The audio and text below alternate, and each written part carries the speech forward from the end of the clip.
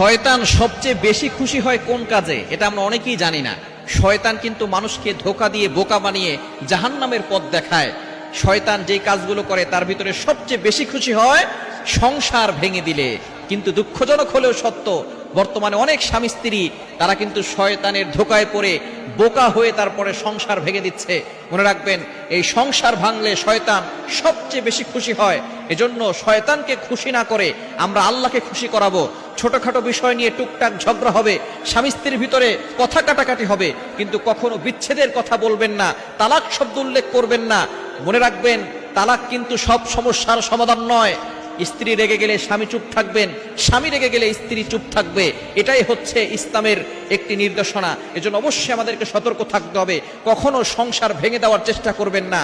আপনি সব সময় সংসারটাকে জড়িয়ে দেওয়ার চেষ্টা করবেন, তাহলেই আল্লাহ খুশি হবে। সংসার ভেঙে গেলে শয়তান সবচেয়ে বেশি খুশি হয়ে যায়।